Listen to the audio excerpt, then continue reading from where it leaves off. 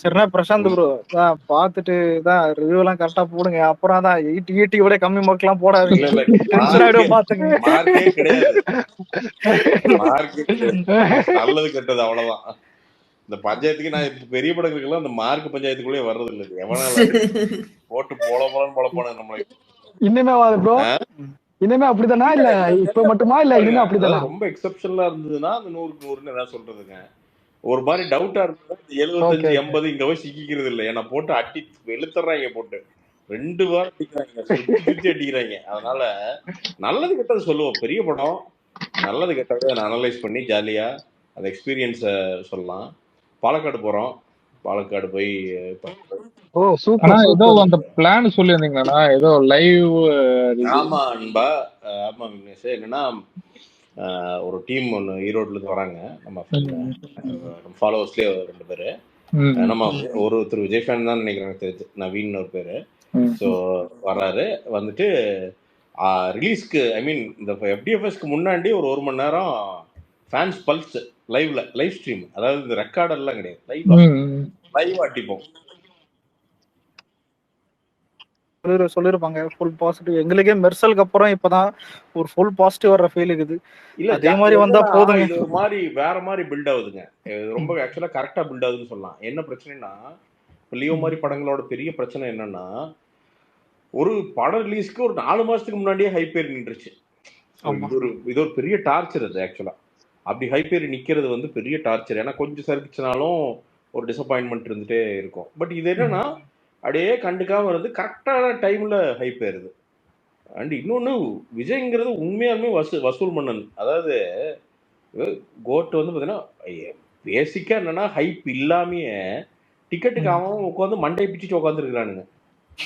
அவ்வளவுதான். நீங்க இதுக்கு மேல என்ன ப்ரூவ் பண்ணணும்? சும்மா அந்த எதிரணி வந்து பாத்தீங்கன்னா இந்த பாப்பம்பட்டி கோஷ்டி என்னங்கன்னா பாத்தீங்கன்னா வழக்கம் போல எப்பவுமே பாப்பம்பட்டி கோஷ்டி என்ன சொல்லணும்னா, என்ன செய்கிறார் விஜய், என்ன அதெல்லாம் ஒண்ணும் இல்லையே, என்ன கலெக்ஷன் பண்ணலையே, ப்ரொடியூசர் நட்ட டேய் அவன் அர்ச்சனா மேடம் கேட்டப்போ எங்களுக்கு காசை பத்தி எல்லாம் பிரச்சனை இல்லை, அதெல்லாம் வந்துருச்சு, என்ன ஆடியன்ஸ் ரெஸ்பான்ஸ் அதை மட்டும் தான் சொல்றாங்க.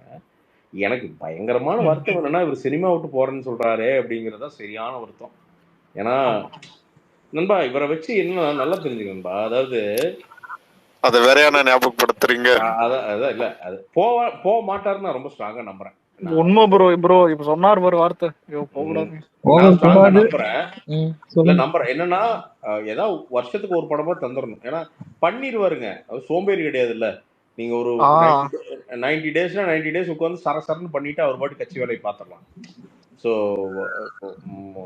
பண்ண முடியுங்கிறது கண்டிப்பா இஸ் வெரி வெரி கேப்பபிள்ங்க. பண்ணாருன்னா சூப்பரா இருக்கும். ஏன்னா சரி ப்ரோ இல்ல அது இருக்கட்டும். அர்ச்சனா கல்பதி ஒண்ணு பண்ணாங்களே இல்ல 2 இயர்ஸ் ஒன்ஸ் ஆகுது அட்லீஸ்ட். இல்ல ப்ரோ ஒரு நிமிஷம் இல்ல பிரசாந்த் ப்ரோ, அர்ச்சனா கல்பதி ஒண்ணு பண்ணா பாத்தீங்களா ஸ்டேஜ்ல போயிட்டு தெலுங்குல இந்த வைபவ் பிரேம்ஜி உங்களால என்ன பண்ண முடியுமோ ஆமாடா வைப் ஏத்தி விட்டாங்க.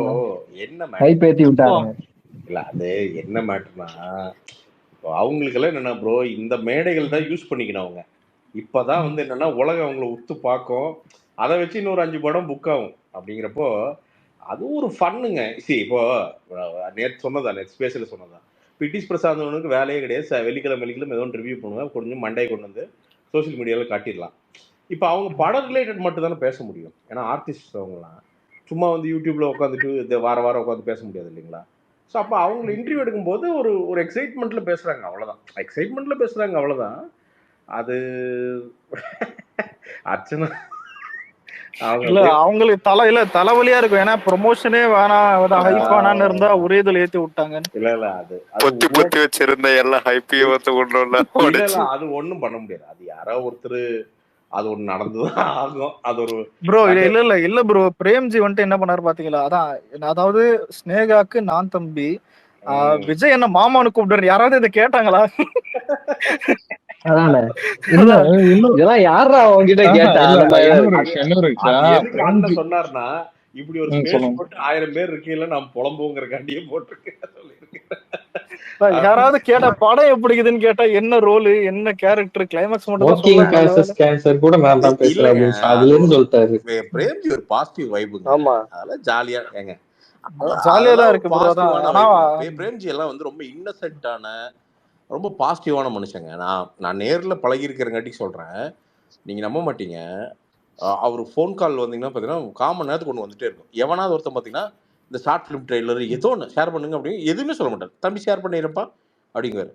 நான் சொன்னேண்ணே இப்படிலாம் பண்ணாதண்ணே, என்னண்ணே அப்படின்னா, இல்லை சொல்கிறாங்க பண்ணிடலாம்ல அவ்வளோதான். ரொம்ப ரொம்ப நல்ல மனுஷன், ஹார்ட்டாக ரொம்ப நல்ல மனுஷன். இன்னொன்று அதான் சொல்கிறேனே, அது நெளிவு சுழிவுலாம் தெரில தலைவனுக்கு. அதான் பிரச்சனை. பட் ஓகே, இது கூட ஒரு ஃபன்னு தாங்கிற நான் ஒரு மாதிரி வைப். இல்ல ஜாலியா இருந்தது. ஆனா என்ன கேட்டா வைபவ் இன்னும் 1000 கோடிங்க 100%. அலெக்ஸ் இல்ல நான் என்ன நினைக்கிறேன்னா, அவரு பிரேம்ஜி வந்து திரும்ப திரும்ப அவர் சொல்லிட்டு இருந்தது வந்து நான் வந்து படம் அவுட்புட்டை பார்த்துட்டேன், அந்த எக்ஸைட்மெண்ட்ல தான் பார்த்தீங்கன்னா நான் பேசிட்டு இருக்கேன், அது வந்து கண்ட்ரோல் பண்ண முடியலன்ற மாதிரி தான். அது நிறைய கண்ட்ரோல் பண்ண முடியலன்னா நம்ம விக்டரியே தரக்கூடாதுங்கிற நான் ரொம்ப. இப்போ நான் அன்னைக்கு வந்து பிரசாந்த் அண்ணா வந்து ஒரு ஸ்பேஸ்ல வந்து பேசினாங்க, ஆக்டர் பிரசாந்த். ரொம்ப சிம்பிளா அழகா சொல்லிட்டு போயிட்டாரு. இந்த கதை அப்படி இப்படின்னா இல்லம்மா ஐ வாண்ட் அக்ரிமெண்ட், அவ்வளவுதான். அது அக்ரிமெண்ட்ல இருக்காரோ இல்லையோ ரொம்ப ப்ரொஃபஷனலா சொல்லிட்டு போயிட்டே இருந்துட்டாரு, அவ்வளவுதான். அது என்னைக்குமே அது ஒரு ப்ரொடியூசர்ஸ் ஒன்று ரெக்வஸ்ட் பண்றாங்கன்னா சும்மா வேலை இல்லாம ரெக்வஸ்ட் பண்ண மாட்டாங்க. அப்படிங்கிறப்ப அதை ஃபாலோ பண்ணிட்டு போறது பெட்ரு. பட் ஓகேங்க, இதெல்லாம் ஏங்க ஒரு பெரிய படம்னா இது கூட இல்லாம என்னங்க நீங்க வேற. ஓகே, நீங்க இவ்வளவுதானா வேற யாரா? இல்ல ப்ரோ, இவனுங்களை பத்தி தெரியாது ப்ரோ. அப்புறம் படம் ரிலீஸ் ஆன பிறகு பெரிய எனக்கு தெரிஞ்ச நார்மல் பீப்புள்ஸ்க்கு வந்து தெரியாதுல. அர்ச்சனா மேடம் வந்து எனக்கு தெரிஞ்சு சைலண்டா அருவாள் எடுத்துப்பாங்க. அவ்வளவு நோட் பண்ண மாட்டாங்கன்னு நான் நினைக்கிறேன். அர்ச்சனா மேடம் சைலண்டா அருவாள் எடுத்து இனிமேல் எவனா வாய திறந்தீங்க. வேற எதனா ஆக்டர் கூட நீங்க இன்டர்வியூ எடுக்கிறீங்களா ப்ரோ? பிரதர் போஸ்ட் ரிலீஸ் வந்து வெங்கட் பிரபு அண்ணன் கூட இருக்கும்னு நினைக்கிறேன். அவங்க போஸ்ட் ரிலீஸ். ஆமா. இல்ல ப்ரோ, இல்ல நான் கூட இல்ல பிரசாந்த் இல்ல நான் கூட பிரசாந்த் தான் ப்ரோ இன்டர்வியூன்னு ஒண்ணு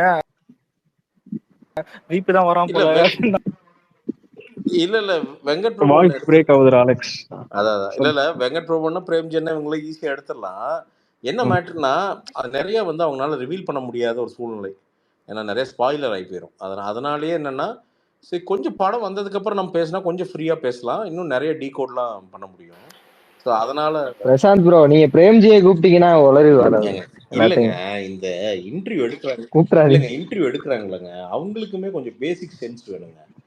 என்னன்னா நமக்கு எல்லாத்தையும் ஒரு 20,000 வியூஸ் 50,000 வியூஸ் வருது அப்படிங்கிறக்காண்டி ஒரு 400 கோடி ரூபா ப்ராஜெக்ட்டுங்க. அப்படிங்கிறப்போ அது கொஞ்சம் இப்போ எனக்கு தெரியாது. இப்போ அர்ச்சனா மேடம் எனக்கு கேள்வி எனக்கு தெரியாது, அதெல்லாம் தெரியும். என்னன்னா ஒரு கரெக்டா ஒரு மீட்டர்ல பேசிட்டு வந்துடணுங்க, அவ்வளவுதான். அதான் பண்ண முடியும். நம்ம இன்டர்வியூஸ்ல நீங்க அதான் பண்ண முடியும்.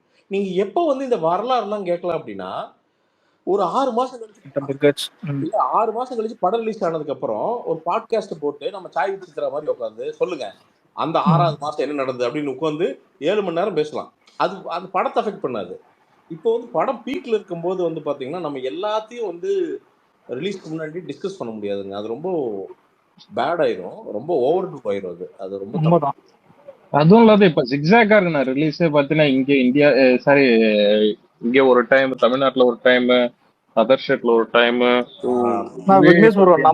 நம்ம ஆந்திரா போறோம், கவலை இல்ல.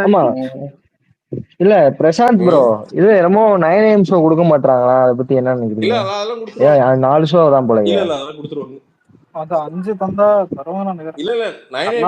இல்ல ப்ரோ 9am எல்லாம் வந்து டோன்ட் வரி, அதெல்லாம் வந்துரும். இல்ல இப்போ என்னன்னா நிறைய தியேட்டர்ல வந்து 10:30 AM வந்து ஆல்ரெடி ஓபன் பண்ணிட்டாங்க. அதை எப்படி ஷெட்யூல் பண்ணுவாங்க ப்ரோ? இத 10:30 அப்படியா? 10:30 AM? ஆமா ஓகே ஓகே. ஆமா ஆமா. அதெல்லாம் சில கலெக்ஷன் சென்டர்ஸ் மட்டும் 9 AM வச்சிருப்பாங்க. ஆபீஸ்லயும் உங்களுக்கு தெரியுங்க, நீங்க வந்து கவுண்டர்ல வாங்குற மாதிரி இருக்கும். டிக்கெட் வந்து நார்மல் ரேட்டை விட 200 ரூபா ஜாஸ்தியா வச்சு விற்பாங்க. இதெல்லாம் என்னங்க, இதெல்லாம் வந்து என்ன, இதெல்லாம் ஓப்பன் சீக்ரெட்டு என்னங்க. அவன் பெங்களூர்ல அதை வந்து ஆன்லைன்லேயே விற்கிறான், நம்ம ஆஃப்லைன்ல விற்போம். அதுங்காட்டி கடைசியில ஓப்பன் பண்ணுவாங்க ப்ரெஷர் பண்ணி கடைசியில. ஏன்னா எப்பவுமே என்ன பண்ணுவாங்கன்னா அந்த second show, third show, fourth ஷோவை ஃபில் பண்ணிடுவாங்க இந்த ஆர்வத்தை வச்சுட்டு. அதுக்கப்புறம் முதல் ஷோக்கு வருவாங்க, அப்பெல்லாம் சண்டை பிடிச்சிட்டு இப்போ வாங்குவாங்க.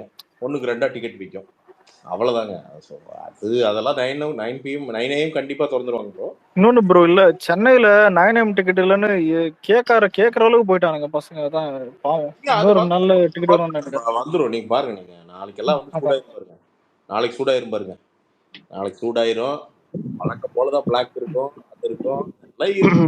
ஏங்க இதெல்லாம் ஒரு அதாங்க உலகத்திலேயே வந்து பாத்தீங்கன்னா ஒரு பாருங்க, இந்த 3 நாள் மீடியா உலகத்துல வேற எந்த இஷ்யூமே இல்லாத மாதிரி பேசுவானுங்க பாருங்க. நாளையில இருந்து ஆஹா கருப்பு பணம், ஆஹா ப்ரோ இது இல்ல, இது பரவாயில்ல. ஆஹா சிரிப்பேத்தி 100 ரூபாய் அதிகமாக மச்சான் சிரிப்பேத்தி ஆஹா ஆஹான்னு உட்காந்துருப்பானுங்க அந்த வேலி பசங்க. ஏண்டா இல்ல இல்ல ப்ரோ, அது இல்ல ப்ரோ. இல்ல இப்ப விஜய் பட பேனர் பிரச்சனையா இருக்குதா அங்க நாட்டுல தான் மழை பெஞ்சு எத்தனை இது வேடம் இல்ல கீழே விழுந்து கிடக்குது. அததான் சொல்ற லக்ஸ். இப்ப நாளையில இருந்து நீ இவனுங்களை மட்டும் பாரு, ஒரே தீ கனலா இருப்பானுங்க. நாடு எங்க சென்று கொண்டிருக்கிறது அப்படிங்குவானுங்க. பிரசாந்த் கொஞ்சம் படிப்பு பார்லிமெண்ட் பல பேர் கேஸ் பேசுவாங்களே. போடுவாங்க, என்ன சொல்லுவானுங்கன்னா, கூவத்துல இருந்து நாத்தம் வருது, டிக்கெட் விலை கேஸ் ஜாஸ்தியானதுனாலதான் போடுவாங்க. அப்படிங்குவானுங்க. இதுக்கு அதுக்கு என்னடா சம்மந்தம்? அதெல்லாம் இருக்குப்பா, உனக்கு தெரியாது, உலக பொருளாதாரம் தெரியாம நீ பேசிட்டு இருக்கிறேங்க. டே போதுண்டா டே அப்படிங்கிற மாதிரி. அதாவது ஃபேன்ஸ்க்கு ஒரு ஆர்வம் இருக்குங்க. சைடே இப்ப திராவிட கொள்கைன்னு வேற சொல்லுவானுங்க. இல்ல இதுதான் திராவிடத்தோட கொள்கை மாடல் படம். சரி பிரணவ் விக்னேஷ், நான் எல்லாருக்கும் எல்லா நண்பர்களுக்கும் இங்க சொல்லிக்கிற ஒரே விஷயம் என்னன்னா, நீங்க எல்லாம் வந்து மினிஸ்டர் பசங்க கிடையாது, புரியுதுங்களா? நீங்க எம்எல்ஏ பசங்க கிடையாது, நீங்க ஆட்சி அதிகாரத்துக்கு பக்கத்துல கிடையாதுங்க. சும்மா உணர்ச்சி வசப்பட்டுங்க. ஏன்னா நான் ஜஸ்ட் ஒரு அண்ணனா சொல்றேன், சும்மா 2 நிமிஷம் வந்து நாம இங்க பேசுறது இருக்குல்ல, நமக்கு நேரம் கெட்டு போச்சுன்னா ஏதோ ஒரு மூதேவி எடுத்து ஷேர் பண்ணுவானுங்க. என்னங்க அதுல வந்து பாத்தீங்கன்னா லைஃப் டைம் ஸ்கார் ஆகி போயிடும். அது நான் தயவு செய்து ரெக்வஸ்டா வைக்கிறேன். நான் எந்த அரசியல் உள்ள போகாதீங்க. ஏன்னா நமக்கு அங்க அந்த மீட்டர் உங்களுக்கு தெரியாதுங்க. நான் திருப்பி சொல்றேன், அரசியல் ஆட்டு வேற. நீங்க அப்படி அரசியல் ஆட்டம் பண்ணணும் அப்படின்னா நாளைக்கு விஜயனை வந்து கட்சி ஆரம்பிச்சு ஒரு பிரச்சாரம் எல்லாம் பண்ணி மெம்பர் ஆயிருங்க. மெம்பர் ஆகி பொறுப்பு வாங்கிட்டு சண்டை போடுங்க, அது ஓகே. நீங்க உள்ள போயிருக்கீங்க, உங்க ஃபேமிலிக்கு தெரியுது, அந்த பஞ்சாயத்து வேற. ஜென்ரலாங்க டீப் அரசியல் தயவு செய்து பேச உங்களுக்கு வந்து அதுல பர்பஸ் இல்லைன்னா அந்த கருவத்தை பேசாதீங்க, அது வேஸ்ட். ஏன்னா எவனோ ஒருத்தன் ஒண்ணு பண்ணா டீசென்ட்டா அப்படியே பண்ணா கூட எனக்கு இப்ப சண்டை வருதுதான். நாகரிகமா கலாச்சிருங்க. எப்படின்னா டிப்ளமேட்டிக்கா கலாச்சிருங்க, யாரும் ஒண்ணுமே சொல்ல மாட்டாங்க உங்களுக்கு. என்னங்க இப்போ என்னன்னா விக்னேஷ், இப்ப எதுவுமே எல்லாமே சித்தாந்தம் விக்னேஷ். இப்ப திராவிடங்க சித்தாந்தம், அது நமக்கு பிடிக்காது விக்னேஷ். ஆனா என்ன பிரச்சனைனா, உங்களுக்கு பிடிக்கல அப்படிங்கறதுக்காண்டி வந்து 19 சொன்னோம்னா அதுல நல்லதும் இருக்குது. அதனால அந்த சித்தாந்தம் சொன்னோம் பிரணவ்னு பிரணவோ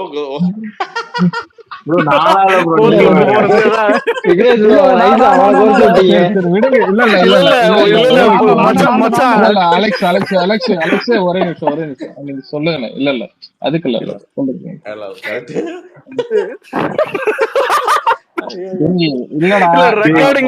பேரு மாட்ட கூடாதுன்னு அவர் கரெக்டா தான் சொன்னாரு.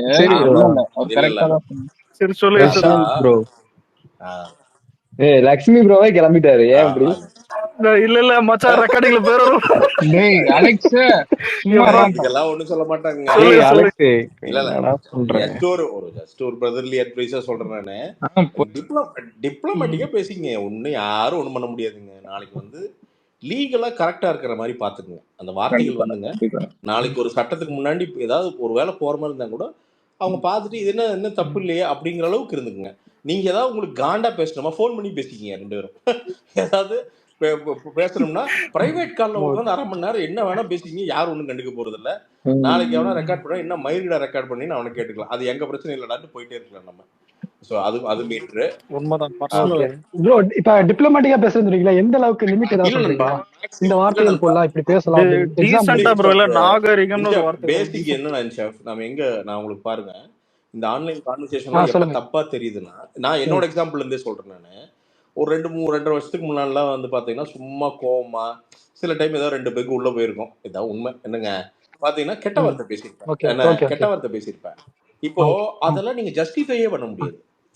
நீங்க இப்ப நீ உட்காந்துட்டு நான் கோவத்துல அப்ப எப்படின்னா சொன்னாலும் நீங்க அந்த கெட்ட வார்த்தைன்னு பேசுறப்ப நீங்க ஜஸ்டிஃபையே பண்ண முடியாம போயிரும் உங்களுக்கு. கண்டிப்பா. சோ மேக்ஸிமம் என்னன்னா அந்த அன்பார்லிமெண்டரி விஷயங்கள் வந்துங்க, நீங்க வந்து என்னன்னா நீங்க இந்த ஒரு வடிவேல் சார் மூட்ல, சந்தானண்ண மூட்ல, அந்த மூட்ல என்ன வேணா கிளைங்க. என்னங்க அவனுக்கு வந்து பாத்தீங்கன்னா அந்த எப்படி சொல்றேன்னா சர்டிபிகேட்டா கலாச்சிடாதீங்க. வட சென்னை கிடையாது நாம என்னங்க நாம வந்து கிளீன் யூ அந்த மூட்ல கலாயிங்க, வெந்து செத்து போயிடுவானுங்க. இப்ப பாப்பம்பட்டி அணினா ஒன்னும் டென்ஷன் ஆகிக்க மாட்டானுங்க. ஆனா அவங்களுக்கு புரியும் ஆஹா பாப்பம் பட்டிங்கிறானே அப்படின்ட்டு புரியுது புரியுது ஆனா புரியுது. பாரு உங்கடா என்னடா பாப்பம் பட்டி வாங்குறாங்க அப்படின்னா என்ன கன்வே பண்ணணுமோ அதை கன்வே பண்ணிடலாம். ஆனா பிரச்சனை இல்லை. உங்களுக்கு புரியுதுங்களா?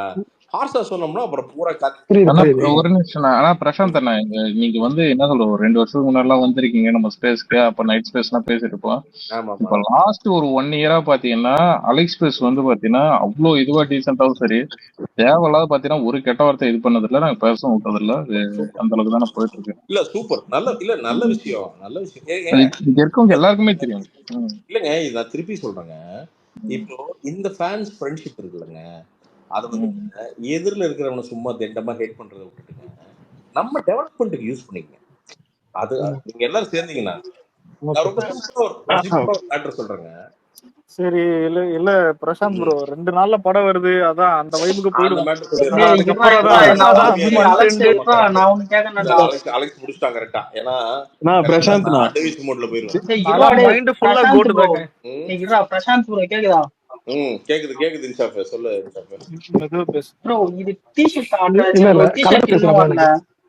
டிஷர்ட் வரலையா? டிஷர்ட் நாளைக்கு வந்துடும். அது ஒண்ணு இல்ல, ஒரு 15 டிஷர்ட் எங்கேயோ அந்த ஸ்ரீபெரும்புதூர்ல ஸ்டக் ஆகி கிடந்துருக்குது. கலர் ஆர்டர் பண்ணிருக்கேன். நாளைக்கு நான் பண்ணலடா, சந்தோஷம் ஆர்டர் பண்ணப்பா. இல்ல வந்துரும் நாளைக்கு வந்துரும். ஆமா எங்க குரூப் தான் இருக்காரு. ப்ரோ பிரசாந்த் ப்ரோ கேக்குதா? ஆஃப்டர் இந்த இன்டர்வியூஸ்க்கு முன்னாடி அதுக்கப்புறம் இப்போ இன்டர்வியூஸ்லாம் பாத்திருப்பீங்களே. ஆமா இதுக்கப்புறம் உங்க எக்ஸ்பெக்டேஷன் எப்படி ப்ரோ இருக்கு இந்த இன்டர்வியூஸ்லாம் பார்த்ததுக்கு அப்புறம்? நான் திருப்பி சொல்றேங்க. எனக்கு என்ன ஒரு சின்ன ஒரு சந்தோஷம்னா இந்த ஹைப் கம்மியா இருக்கிறது சின்ன ஒரு சந்தோஷங்க. இன்னொன்னு நான் என்ன ஒரு சந்தோஷமான விஷயம் அப்படின்னா இந்த கத்தி கபடா மட்டுமே இல்லாம நிறைய டயலாக் பேசி ஒரு மாதிரி பிரைட்டா இருக்கு படம். அது ரொம்ப எனக்கு ஹாப்பியா இருக்கு. ஏன்னா இந்த கத்தி கபடா பார்த்து சலிச்சிட்டோம். இதுன்னு இல்லை, ஒரு 5 வருஷமாவே பெரிய ஹீரோனாவே எடுத்து அவன் ஒரு 1000 பேர்த்த சுடலைன்னா எடுத்து கத்தியை குத்து எல்லா படமும் ராவாதான் இருக்கு. கத்தியை போட்டு மசா இந்த கறிக்கடை பாய் மாதிரி பாத்தீங்கன்னா போட்டு வெட்டுன்னு வெட்டுறாங்க யாரை பார்த்தாலும். அது ஒரு மாதிரி போர் அடிச்சது. எவ்வளவு பேரடா கொள்ளுவீங்க அப்படிங்கிற. இது வந்து இந்த இன்டர்வியூஸ்லாம் பார்த்ததுக்கு அப்புறம் ரொம்ப ரொம்ப வருஷம் கழிச்சு அண்ணா வந்து ரொம்ப பக்கா கமர்ஷியல் மீட்டர்ல பார்க்க போறோம்ன்றதுதான் வந்து ரொம்ப என்னன்னாங்க. ஆக்சுவலா வந்து பாத்தீங்கன்னா நம்ம வீட்டு பொம்பளைங்க அதை மிஸ் பண்றாங்க பயங்கரமா. நம்ம வீட்டு பெண்கள் வந்து பயங்கரமா அதை மிஸ் பண்றாங்க. நம்ம அம்மாக்கள், நம்ம அக்காக்கள் நிறைய பேர் நம்ம விஜய் ஃபேனா இருப்பாங்க பாத்தீங்கன்னா. அவங்களுக்கு கல்யாணம் ஆயிருக்கும், ஒரு 4 வயசுல ஒரு குழந்தை இருக்கும். இவங்க எல்லாம் பாத்தீங்கன்னா அவங்களுக்கு இந்த கத்தி கபடம் என்ன பார்ப்பாங்க. நீங்க கேட்டு பாருங்களேன், எப்படி இருக்குன்னு கேளுங்களேன். நல்லா இருந்தது அப்படிங்குவாங்க. ஆனா எதை லவ் பண்ணுவாங்க பாருங்க. ஏன் கில்லி ஹிட் ஆச்சு, அவ்வளவுதான் மேட்டர். கில்லி ஹிட் ஆனது வந்து பாத்தீங்கன்னா நீங்க பிரகாஷ்ராஜ் அடிச்சு தூக்குறது அதனால கிடையாது. அந்த ஃபேமிலி போர்ஷன் ஒர்க் அவுட் ஆயிருக்கு பாருங்க. ஆசிஷ் வித்யார்த்தி அவங்க அந்த அவங்க எல்லாரும் ஒரு ஃபேமிலி, அந்த தகச்சி கூட ஒரு மேட்டர் ஒன்று ஒர்க் அவுட் பண்ணியிருப்பாங்க. அவ்வளோ பியூட்டிஃபுல்லா இருக்குங்க. அது அவ்வளோ ஒரு மாதிரி எப்படி சொல்றது, கமர்ஷியலாகவும் இருக்கும். நமக்கு இப்படி ஒரு ஃபேமிலி இல்லையே அப்படின்னு கூட நமக்கு ஏங்கும். அப்படி ஏதாவது மிஸ் ஆச்சுன்னா கூட நம்ம பார்த்தாச்சா இப்படி இருக்கணுமே ஃபேமிலி அப்படின்னு இருக்கும். ஒரு ஃபன்னா இருக்கும் அந்த எலிமெண்ட். அதுதான் நீங்க சொன்னீங்கல்ல, இப்ப நீங்க சொன்னீங்கல்ல இதேதான் எங்க வீட்டுல நடக்குது. ஏன்னா நானும் நிறைய இந்த மாதிரி கத்தி சண்டை இந்த மாதிரி படம் போட்டு காட்டுவேன். எங்க அம்மா பிடிக்கவே மாட்டேங்குது யார் நடிச்சாலும். இல்ல இதுக்கு ஒரு எக்ஸாம்பிள் என்னன்னா லியோவோட வாரிசும் நிறைய டைம் பாக்குறாங்க வீட்டுல. நீங்க உங்களுக்கு புரியவே ஒரு நிமிஷம் இல்ல பிரசாந்த் ப்ரோ ஒண்ணு சொன்னா சரிப்பீங்க. வீட்டுல டிஷ் அந்த ஏர்டெல் டிஷ் டிவி தான் ரிப்பேர் ஆயிடுச்சு. கனெக்ட் பண்ணலாம் போன்ல ஜான்விக் கனெக்ட் பண்ணி பாத்துன்னு இருந்தேன். வீட்டுல அம்மா சாப்பிட்டு இருந்தாங்க. முடிஞ்சு என்ன கருமண்டாதுன்னு கேட்டாங்க. எனக்கு எல்லாம் சுருன்னு ஏறிச்சு. நம்மள உண்மையாவே சொல்றேங்க. அதான் புரியல உங்களுக்கு ஜான்விக் மைண்டாவே வந்து பாத்தீங்கன்னா பயங்கர வைலண்டா ப்ரோக்ராம் பண்றானுங்க. நாம அது கிடையாதுங்க. இன்னொன்னு பேசிக்கா உமன் வந்து பாத்தீங்கன்னா இந்த சாஃப்டா இந்த சின்னதான எப்படி சொல்றது ஒரு ஹார்ம்லெஸ் ஜோக் எல்லாம் இருக்குல்ல, அதுக்கு வந்து ரொம்ப ரசிப்பாங்க லேடிஸ் எப்பவுமே. நீங்க அது வந்து தமிழ் லேடிஸ் பர்டிகுலரா பார்த்தா ஹார்ம்லெஸ் ஜோக்ஸ் எல்லாம். அதனால தாங்க அன்னைக்கெல்லாம் வந்து பாத்தீங்கன்னா எஸ்வி சேகர், அதே மாதிரி வி சேகர் இருந்தாரு பாத்தீங்கன்னா இந்த பட்ஜெட் பத்மநாபன் ஒரு பாத்தீங்கன்னா நீங்க பாத்தீங்கன்னா 3 மாசத்துக்கு ஒரு படம் எடுப்பாரு. மொத்த படம் பட்ஜெட்டே எனக்கு தெரிஞ்சு 25 லட்சம் ரூபா தான் இருக்கும். தலைவன் போயிட்டு உள்ள போவான், பணத்தை எடுத்துட்டு வந்துருவான். நான் யூடியூப் வீடியோ பண்ற மாதிரி படம் எடுத்துட்டு இருந்தா அப்படி வி சேகர். ஆனா எனக்கு ஒரே ஒரு டவுட்ண்ணே. இப்போ இந்த கமர்ஷியல் மீட்டர்ல ஒரு படம் எடுக்கிறாங்க பேன் இண்டியா லெவல்ல. ஆனா இப்போ வந்து பேன் இண்டியா லெவல்ல ரீச் ஆனதெல்லாம் பாத்தீங்கன்னா கண்டென்ட் வைஸ் படம் தான் பேன் இண்டியா லெவல்ல ரீச் ஆகுதுன்னு ஒரு டாக் கிடையாது நண்பா. கண்டென்ட் கிடையாது. நல்லா ரெண்டுமே இருக்கணும்டா. ரெண்டுமே இருக்கணும். கண்டென்ட்டும் கிடையாது. ஆக்சுவலா எது தெரியுமா ரீச் ஆகுது? ரத்தம் ரீச் ஆகுது. எடுத்து பாரு. இது வந்து என்னன்னா இது எப்படி யூஸ் பண்ணிக்கிறானுன்னா அந்த அட்ரினலின் ரஷ் இருக்குல்ல அதை யூஸ் பண்ணிக்கிறானு தெளிவா. அதாவது எப்படின்னா எல்லாத்துக்குமே என்ன தெரியுமா, நாம இப்ப சின்ன குழந்தைலாம் வந்து பாத்தீங்கன்னா இந்த டெர்மினேட்டர் பாட்டு வெளில வரப்போ நாமளும் டெர்மினேட்டராகவே ஃபீல் பண்ணுவோம். அப்படி ரோபோட் மாதிரி நடக்கிறது, ரோபோட் மாதிரி டிமில்கிறது அதெல்லாம் பண்ணிட்டு இருப்போம். ஏன்னா அந்த படம் வந்து நமக்கு நானெல்லாம் பார்த்தீங்கன்னா 3 நாள் அப்படி எட்டி குதிக்கிற டைம் அப்படின்ட்டு முட்டி மடக்காம குதிக்கிறது. எப்படி டெர்மினேட்டர் குதிச்சாரு பத்தியா அப்படிங்கிறது இப்படி சுத்திட்டு இருப்போம். என்ன அதே மாதிரிதான் இப்ப கேஜிஎஃப் பாக்குறவங்க ஒவ்வொருத்தரும் இவனு இப்ப வடக்கெல்லாம் எதுக்கு கேஜிஎஃப் அவ்வளவு கலெக்ட் ஆயிருக்குன்னு நினைக்கிறேன். இவனுக்கு எஸ் அதெல்லாம் கிடையாது. கேரக்டர் தான் அந்த ராக்கி பாய் தன்னை எஸ் நினைச்சுக்கிறானுங்க இவனுங்க. அதேதான் அதான் ராக்கி பாய். ஓகே போலோ பாய் நீங்க ஹோஸ்ட் அப்படிதான் நினைச்சு சுத்திட்டு இருக்கான் ஊர்ல.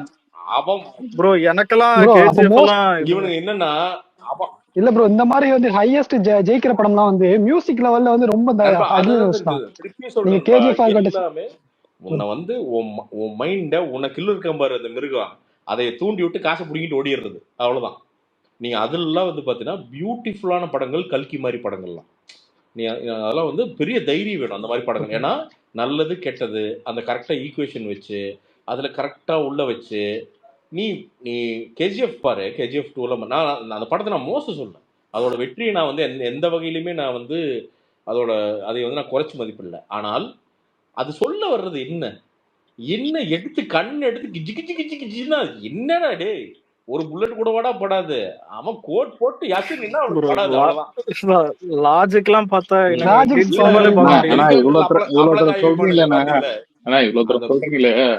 அனிமல்லாம் என்ன மாதிரி படம் அதெல்லாம் பாத்தீங்கன்னா என்ன சொல்றது அந்த லைஃப் எல்லாம் வாழ முடியுங்களா? சரி அதனாலதான் சரி படம் பார்த்து வாழ்ந்துக்கிறோம். அதுதான் இது தப்பா என்ன அந்த மாதிரி லைஃப் வாழ முடியாதுன்னா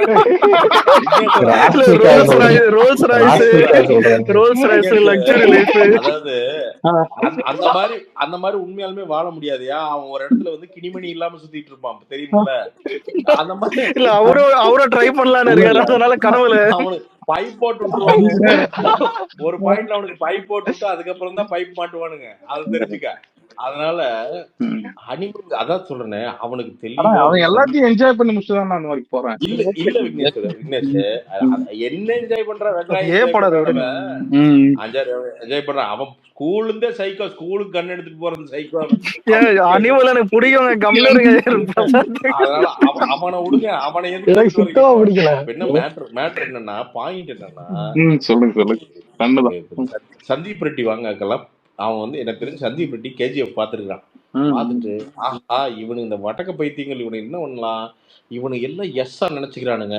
அப்போ அது நீ நல்லா பாரு அந்த அனிமல் இன்டர்வல் அந்த கன் எல்லாமே வந்து லோகேஷ் கிட்ட இருந்து அடிச்சது. உண்மையில அந்த கன்னு நீட்டு தாடி கூட ராக்கி பாய் மாதிரி வச்சுக்கிட்டு வந்து பாத்தீங்கன்னா கைதி கேஜிஎஃப் கொலப்படி தலைவன் என்னன்னா கிராஃப்ட்ல வந்து சூப்பரா நின்றுவான் சந்தீப். அதனால விஷுவலா செமையா கிராஃப்டா வந்து பாத்தீங்கன்னா அது ஒரு ஒரிஜினல் படம் மாதிரியே உனக்கு ஃபீல் ஆகும். ஆனா நீ இன்ஸ்பிரேஷன் வந்து லோகேஷ் கிட்ட இருந்தெல்லாம் எடுத்திருக்காங்கன்னு தெரியும். நீ லோகேஷ் படம் எடுத்தாலும் எடுத்தா அப்படி அதுல பிரச்சனை என்னன்னா லோகேஷ் கொஞ்சம் ஒரிஜினலா எடுக்கிற அப்படி.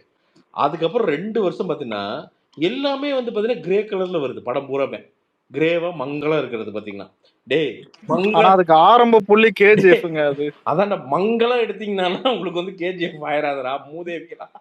அதுக்கு உள்ள ஸ்கிரிப்ட்னு ஒன்று இருக்குறா. கேஜிஎஃப் எடுத்தானா அவ்வளவு இருக்க மாட்டேங்குது. ஒரே இருட்டாவே இருக்கு. சொல்லுங்க. இல்ல அததான் சொல்றேனுங்க. என்னன்னா தியேட்டருக்குள்ள போனா முதல்ல ஸ்கிரீன் இருக்கா இல்லையான்னு மறந்து போயிட மாட்டேங்க. அந்த மாதிரி சீன் எடுத்துறானுங்க. வேற மாதிரி ஒரு படம் பார்த்த விக்னேஷ் ஹீரோவே தெரியல எனக்கு. எங்கடா மங்கள எங்கடா இருக்கான். ஏன்னா பூராமே மங்களம் இல்ல இந்த வடிவேல இருக்க இல்ல ஓவர் இருட்டா இருக்கு. லைட் போடுவோம் இருட்டு தெரிஞ்சா முகம் தெரிஞ்சிடாது. லைட் ஆஃப் பண்ணியா தியேட்டர்ல 2-3 ரூபா லைட் போட்டா மோஸ்ட்லி இந்த டிசி சினிமாஸ்ல அப்படிதான் இருக்கும். கரண்ட் பில் கட்டணும். அப்போ இந்த கிராமத்து தியேட்டர்ல எல்லாம் பாவம் கஷ்டப்படுவாங்க அதை பாக்குறதுக்கு. நல்ல நாள்லயே அங்க ஒண்ணும் தெரியாது. இல்ல அதாவது இல்ல படமா டார்க் ஆடுனா படமே டார்க் எடுத்துறானுங்க. காலம் போடுவாங்க. சொல்லுங்க இல்ல லைட்டு கொண்டு போயிருப்பானுங்க, லைட் உன்னிட்டு தம்பி எல்லாத்தையும் ஆஃப் பண்றான் எடுறா அப்படின்னு இருப்பானுங்க. ஏன்னா லைட்டு போடணும் இல்லாம எடுக்கிறதால இன்னைக்கு ஸ்டைல எடுங்கடா எடுங்கடா இருக்குன்னு எல்லாம் மங்கள் மங்களா ஷேடோவா நீ போயிட்டு நினைக்கிறதா படம், நீ நினைக்கிறதா படம், நீ இல்ல நினைக்கிறதா அதுதான் படம். சொல்றேன். இப்ப என்னன்னா நான் உண்மையாலுமேங்க இருக்கறதுலயே நான் இப்ப சொல்றேன், விஜயனா நடிச்சதுலயே மோஸ்ட் சேலஞ்சிங் படங்கள் எது தெரியுமா? பூவே உனக்காக, காதலுக்கு மரியாதை. அதாவது பிரைட் லைட்ல உன்னை எடுத்து எந்த அபியூஸும் வயலன்ஸும் இல்லாம யூ டயலாக்ஸ் வச்சு ஸ்கிரீன் பிளே வச்சு ஒருத்தன் வந்து ஒரு படத்தை நிறுத்துறான் பாத்தீங்களா, அவன் தாங்க உலகத்திலேயே மிகப்பெரிய டைரக்டர், அவன் தாங்க கிங். இதுல வந்து சுந்தர்சி அண்ணன்லாம் வந்து பாத்தீங்கன்னா இன்னைக்கு அவரு கூட லைட்டா அந்த மங்களுக்கு போயிட்டாரு. ஆனா உள்ளத்தை அள்ளித்தாப்புல ஒரு சுந்தர்சி அண்ணன் இருப்பாரு. ஒண்ணுமே இருக்காது, எல்லாரும் சேர்ந்து ஒரு ஹோட்டலுக்கு போயிருப்பாங்க, அங்கேயே படத்தை எடுத்துட்டு வந்துருவாரு.